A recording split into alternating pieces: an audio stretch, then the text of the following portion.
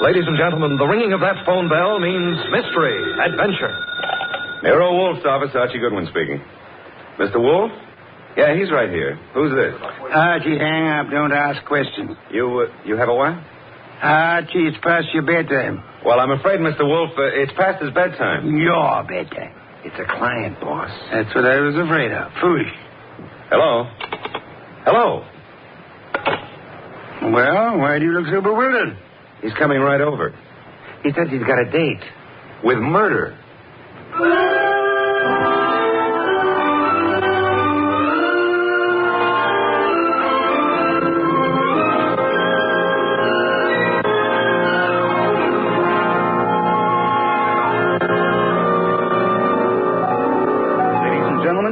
Detective genius who rates the knife and fork the greatest tools ever invented by man. The ponderous, brilliant, and unpredictable Nero Wolfe. Created by Rex Stout and brought to you in a new series of adventures over this NBC network in the person of Mr. Sidney Greenstreet.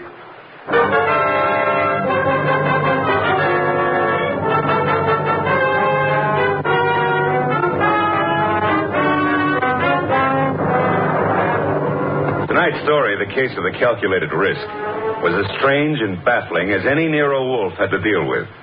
It started late one night when a big-shouldered man sporting a reddish beard and billing himself as Dave Caffrey pushed his way in, walked up to Nero Wolfe's desk, and rocked him with this opener. Tomorrow morning, Mr. Wolfe, I'm going to kill a man.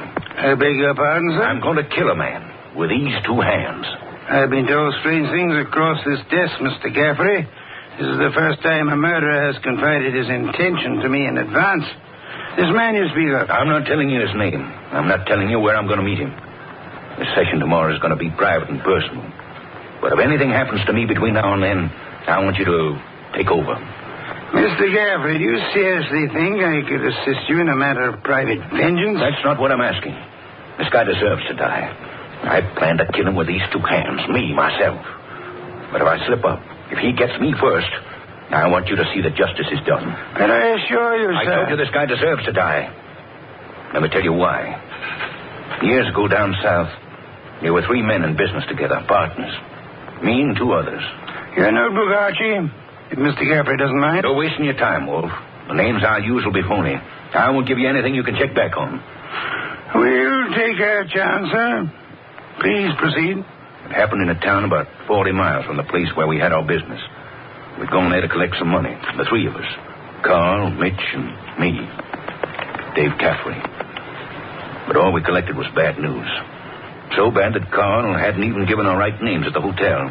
Said he was scared some of our creditors would come hitting up on us for what we owed. Three of us had some drinks, and we'd been pacing around for nearly an hour.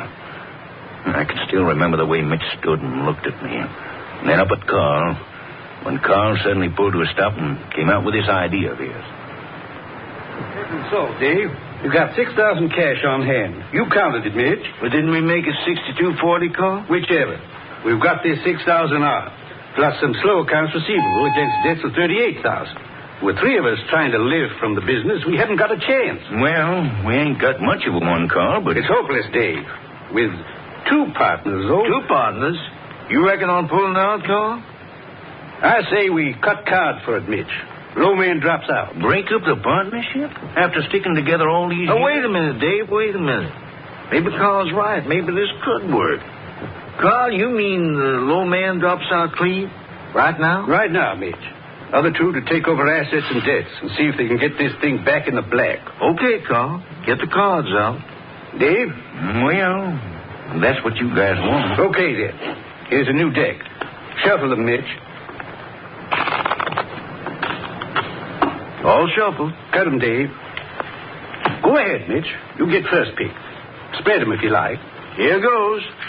6. Your turn, Dave. Okay. 9 of clubs. Lucky guy, Dave. That puts you in whatever Carl pulls. I'll pull it fast. There she is. An ace. Sorry, Mitch. That leaves you elected. Well, Mitch, I'm sorry, too. I guess we all had a fair whack at it, but... Hey, wait a minute. Let me see that ace again, Carl. Easy, Mitch. I said I was sorry, Look, but... Dave. Yeah, what is it, Mitch? All the aces are marked. Carl, I'm going to cram this dick right down your crooked throat. Look out, Mitch. She's got a knife. Oh. Carl, you... All right. I've cut him for keeps. What do we do now? What do we do? Look, Carl, I didn't mark those cards. I didn't kill Mitch. And what's more... Shut up, Dave. We're both in and out now. Come on. Let's get out of here.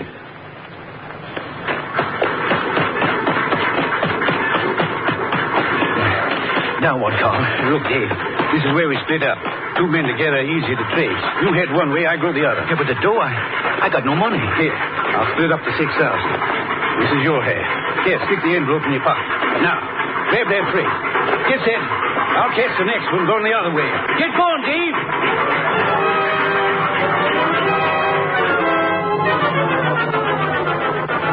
That's how it was, Mr. Wolfe. It all happened so fast that I... This man you call Carl, he would seem to be one of the world's choice creatures, Mr. Gaffrey. When I thought to look in that envelope he gave me, I found $40 and a few folds of wrapping paper in it. I was mad enough to... Well, I got off the freight and intended to go back, but... Then I picked up a paper. And read all about the murder of your friend Mitch with the statement that Carl had accused you of the crime. And that the police believed him in view of your escape. That's it. Classical, but not at all original. Well, I was young then and stupid. And I'd had those drinks to start with. And you spent the intervening years hunting down the man Carl, am I correct? Yeah. I tramped the country from east to west, from north to south. Tramped it for years, searching for him. And yesterday I located him. He's a big wheel these days up on that 37th floor of his. But tomorrow when I get... Yes, Mr. Gaffrey, the 37th floor of... Never mind what building. Now, wait a minute, Caffrey. If you expect Mr. Wolfe to help you... I don't want him to help me. I'll help myself. But if I slip up, I know Wolfe's reputation well enough to know that he'll never rest till this rotten, chiseling murderer is sitting in the chair. That's why I've come here. Just to provide a backstop in case my dear friend of long ago manages to get the best of me. How will we know? You see this envelope? Read what it says. Nero Wolfe, 601 West 35th Street, New York. Delivered to him in case of my death. That's right. And this envelope is $500. Nearly all I've got in the world. Along with it, the full details on that knifing. Real names, dates. The proof you'll need in case I don't finish it up. Go on. Tonight, Mr. Wolfe, I'm going to give this envelope to the manager of the hotel where I'm stopping. I'm calling on, well, Carl. Tomorrow at noon, right after his secretary goes to lunch. If I'm not back in my hotel at 1 o'clock tomorrow afternoon, the hotel manager will deliver this envelope to you. Is that clear? Perfectly. But you don't think I'm going to allow you to go through with this wire plan, do you? You can't stop me. And don't have Goodwin follow me. I'd lose him in 2 blocks. Good night. Shall I try to tail him, boss? It's no use, Archie. Get Inspector Kramer on the phone at once. I want the police to help us head off this murder.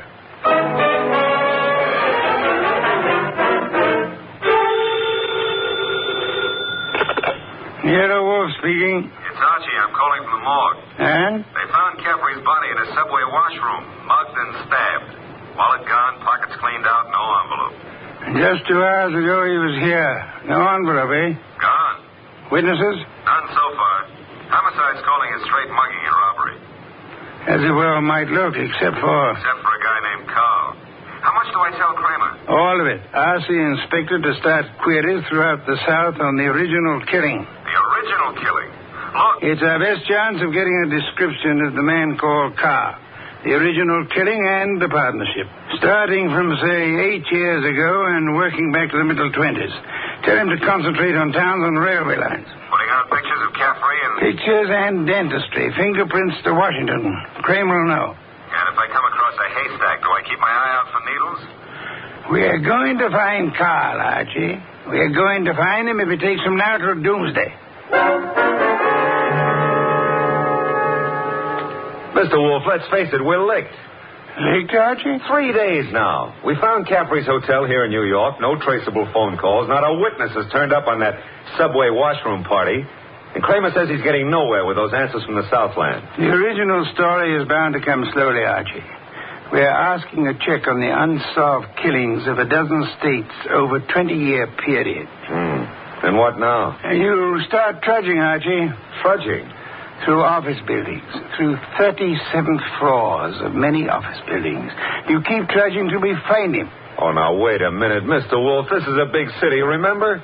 I might have to go through hundreds of buildings. This morning, Archie, the Municipal Reference Library informed me that there are exactly 34 buildings of 37 floors or higher in Manhattan. Now, when you rule out the United Nations building, hotels...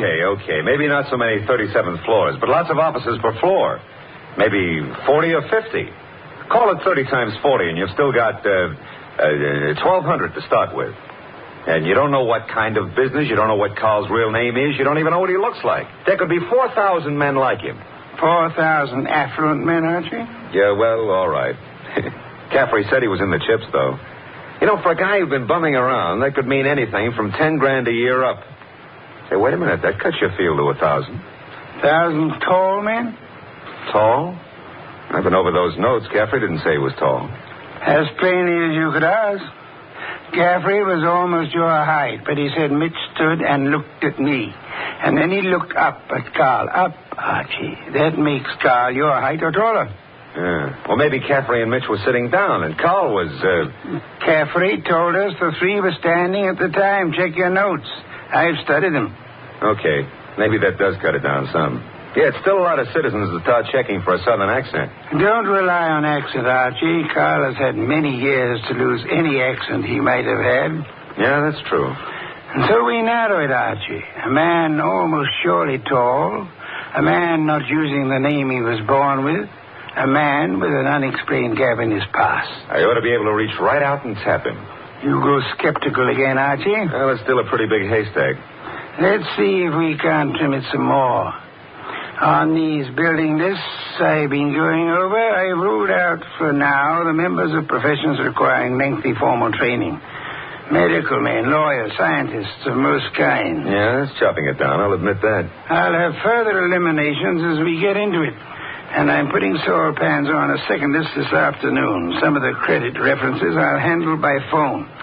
So I start trudging, huh? You start trudging. And remember, Archie, since you'll probably be operating through secretaries, you're looking for a murderer named Carl, not for a new set of telephone numbers to brighten your winter. Tall? Well, I don't know what you're peddling, Goodwin, but if my boss put his elevator shoes on and stood on a box, he'd still be down somewhere around my necktie. If he stood on his money, though, we'd need a helicopter to get up near his shoelaces. Oh, Miss Jonas, do you mind if I sit down? Why, of course not, Mr. Goodwin. Oh, thanks. You know, I've been in 12 offices on this floor, and you're the first girl who's seen the importance of this survey first crack out of the box. Well, I'm sort of new here, and I try to pay attention. Oh, you're not just beautiful. You've got a head on you. Is Mr. McLean in? Well, he's at lunch right now. Lunch? Oh, that reminds me. Know any good restaurants up this way? Well, I was just going to the downstairs drugstore myself, but I wouldn't say Well, come on. Put your bonnet on and let's skip the drugstore. This meal is on the Executive Resources Survey.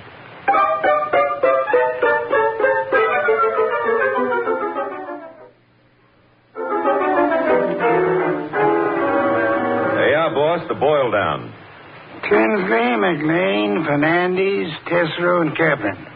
All five of them tall, all five a little misty in the background. You and Saul have done well, Archie. Very well. But I'm crossing off Fernandez and Kaplan. Why? The Credit Bureau report clears Fernandez, and Kaplan was on a special war job. The FBI X-rayed his record twice. Leaving J.P. Tinsley, Carson McLean, and Philip Tesoro, huh? I'd like to see all three here, Archie. Get them here one way or another. Admit that Tinsley isn't your real name. Mr. Wolfe, are you a blackmailer or what? I'm a licensed private investigator, sir. Any disclosure you make will be kept in confidence, provided it doesn't touch on the case I'm engaged on. You haven't said what the case is. I don't intend to. If you prefer to explain this mysterious gap in your background at the district attorney's office... Well... I'm using the name Tinsley because I've got an undivorced first wife out on the coast. We broke up 20 years ago, but she said she'd see to it that I never married again. And she knew where I was today. Well, I don't say I'm a saint, but she's a vindictive woman. I see. May I have names, dates, and places starting 1924? I can't quite understand your interest, Mr. Wolfe. It's rather complicated, to put it briefly, Mr. McLean. I'm working in the interest of a client. Our people have found this puzzling gap in your background, and I'd appreciate such clarification as you may be able to supply. But I told you, Mr. Goodwin, I was raised and educated in the Orient. Until 32, I was in business with my father in China. Where you say your father died? Died. With the Depression, I returned to New York, started this importing business in a small way, weathered through the early 30s, and I think my bankers can assure you of my standing today. They've done so. Carson, McLean and Company has an excellent credit rating. Thank you, Mr. Wolfe. To switch somewhat abruptly, Mr. McLean, would you happen to remember how you spent the evening of the 19th? Of this month? Of this month? Well, I could hardly... Wait. You say the 19th. Would that have been on a Tuesday? Yes, it was Tuesday. Well, that simplifies it. I'm nearly always at the office on Tuesday nights dictating the revisions in our weekly wholesalers' lists. Let me see. Yes, I was there on the 19th. Had a tray sent in. Miss Tunis and I worked till just after midnight. Miss Helen Tunis, the secretary Mr. Goodwin spoke of. She's been with me for 2 or 3 months. Miss Tunis can confirm this dictation on the night of the 19th? Of course. And Mr. Wolfe, your manner is so persuasive that I'd scarcely realize you're asking some extraordinary searching questions. May I ask why in the world you... If you'll indulge me, Mr. McLean, my prying is nearly concluded. You say you were in China until 1932.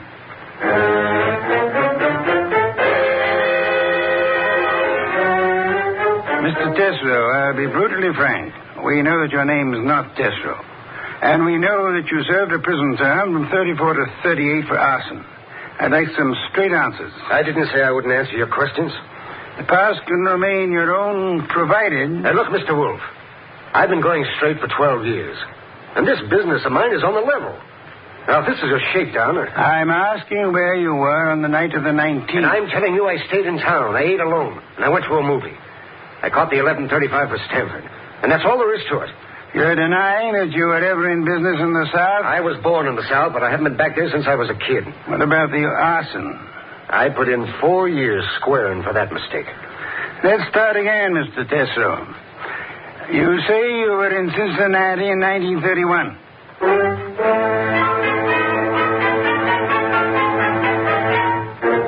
Okay, Mr. Wolfe, 3 candidates and we're still on the 1-yard line. Our 1-yard line. Tesreau, McLean, Tinsley. No, rule out McLean.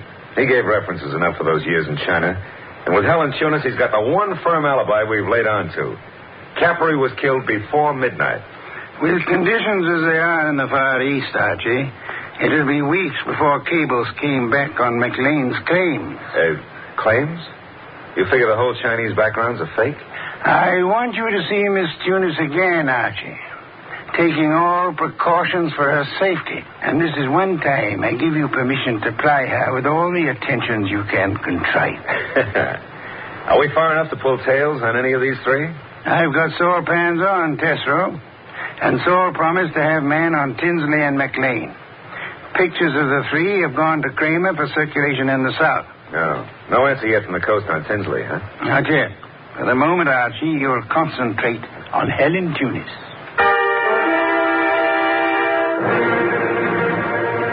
Helen, I've got to see you tonight. I'd love to, Archie. Now, look, Helen, I phoned you to come out in the corridor this way because I didn't want McLean to know we're talking.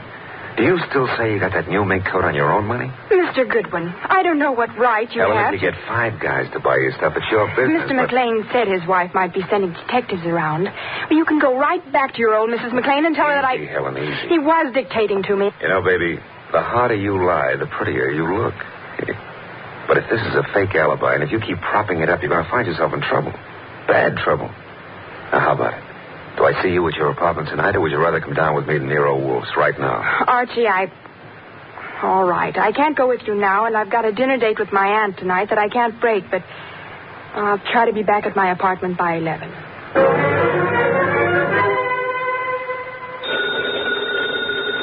Archie.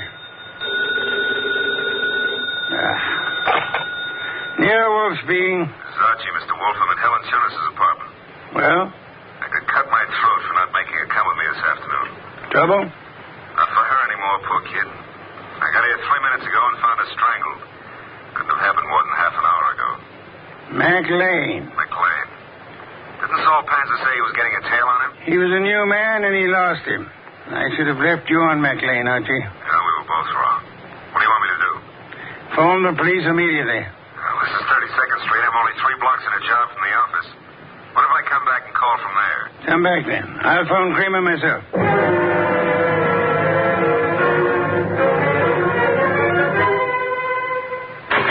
Mr. Wolfe, I'm still kicking myself for that. Look out, Archie. Too late, Mr. Wolfe. Keep coming right in, Goodwin, with your hands up. No, I wouldn't try that. McLean. And keep your hand out of that desk drawer, Wolfe. This time you're too late, McLean. My hand's in the drawer, and I think I'll leave it there. You don't think I'd shoot? I'm sure you would. But you've got 2 of us to cover now. No, Archie, don't try to draw yet. How'd you get in here, McLean? He surprised me after making his way in through the area way below, and of course it had to be Fritz's night out. I caught your fat friend just 2 seconds before he could get in his call to the police, Goodwin. I overheard his talk with you from the hallway here. My apologies for not going out sooner, Archie. Get your hand out of that drawer. Pull it out without the gun, Wolfe, or I'll let you have it now. I refuse to, McLean. Seems obvious that you mean to kill us in any case. I'm afraid that's true, Wolfe. But when you called me here and Goodwin started making dates with Helen Tunis... Poor kid, I told her not to talk to you. He didn't, Goodwin. I've been scared of you and Wolfe since I followed Colby here that first night. Colby? You knew him as Caffrey. I caught up with him afterward in that subway washroom. No, keep that hand up. And watch that gun of yours, Wolfe. When I found that envelope on him and read the letter to you contained in it, I knew he hadn't spilled the whole South Carolina story to you. South Carolina? Would the original knifing have been taking place anywhere near Hampton or Jasper counties? Hampton County. But our business is over the line in Georgia. It doesn't matter now. Pity, Archie. We learned this afternoon that we were growing warm on South Carolina. Mr. McLean, may I ask what you hope to achieve by this insane project of disposing of Mr. Goodwin and myself? I'm buying time, Wolfe. I've $90,000 in small bills in that bag there, plus a plane ticket to Buenos Aires. I've got a silencer on this gun. If you 2 aren't found till tomorrow morning, I'll be out of the country before they start looking for me. You don't think the police will put out an alarm for you when they find the body of Helen Tunis? Goodwin left it to you to report that, remember? Let's remind ourselves to be prompter on reporting deaths, Archie. Starting with our own, Mr. Wolfe? Glad you can take it that way, Goodwin. You actually think you can knock the 2 of us off? I'm about to find out, Goodwin. One moment, McLean. You've never been a real gambler. You know that. With marked cards, of course. But you're not the man to face a sure loss now. A sure loss? The loss of your life. Within seconds after you try to pull that trigger. I told you I had a silencer. You think anyone will hear the shots? There'll be more shots than you count on. My hand's on a pistol now in this drawer, and Mr. Goodwin has a .38 in his shoulder holster. You can't shoot through the desk, and Goodwin won't get a chance to draw. You're an intelligent man, McLean. Vicious, but intelligent. May I describe the certainty of your immediate death if you don't throw that pistol on the desk and give yourself up? There are 2 of you, I know that, but... McLean, you must be aware that in the actual fact, exceedingly few men are killed instantly by a single shot, even from a pistol of heavy caliber. The one you hold is a .32. And it's a .45 in that drawer, McLean. I assure you, McLean, that neither of us will surrender the weapons we have. Should you start shooting, we'll both do our best to draw and keep firing till you're dead. You're stalling, Wolfe. What have I got to lose by trying for you both now? Your life? I'll correct that. The loss of some 6 or 8 weeks of your life, possibly months. Whatever the time necessary to bring you to trial and to convict you and execute you for the murders you've committed. Suppose I cancel you out and then take my chances with Goodwin. A better choice, but still a dubious one.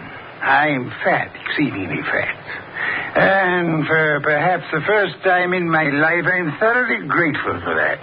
My bulk affects the calculation, McLean. McLean, you could pull off all 7 shots and still not hit Mr. Wolfe where it counts. You have to start, you better start on me. You exaggerate, Archie, and I thank you for the gallantry of it. No, it's quite likely that with 2 or 3 shots, McLean might well dispose of me, but not with your first shot, McLean, and we'll not permit you many more than your first. Look, if I promise to do no more than tie you 2 up to give me my head start, will you toss in your guns? Of course not. Do I speak for us both, Archie? Check. I say let's start it now. Wolf, if I give you half of what's in that bag, would you forget these admissions I've made and help on my defense? I've told you I refuse to bargain. I think that I should count 5. If your weapon hasn't been tossed on the desk by then, I'll do my best to get my pistol into action. Are you in the court, Archie? Start counting. Wait a minute, Mr. Wolf. 1. If I trade half that bag for no shooting and 1 hour's start, no tying up, just your promise that... 2. All the bag for a half-hour start, 90,000. 3. Are you ready, Archie? All set, sir. Except if you're the one who walks out of this, call up every number in my little red book, huh? And tell each girl I was thinking of her just before you got the 5. Agreed. I resume 4. Okay. You win. Holy sweet Susan, it worked. Commendable choice, McLean, for us at least. You see, I'm afraid I forgot to mention one slight factor which might have operated in your favor. What's that, boss? I must confess, Archie, that my 45 is in the upstairs den where I took it to oil it last night. Holy cow, you didn't have a gun? Why, you... Take it easy, McLean. I've really got one. Oh, by the way, Mr. Wolfe, signal's off on those women, huh? When my heart gets back down out of my throat, I'll call them myself. I'll trouble you for a beer first, Archie. And then, if you'll be good enough to phone Inspector Kramer, you can bid him pick up his triple murderer. The one-time cutter of cards. Fortunately for us, who's never been a real gambler.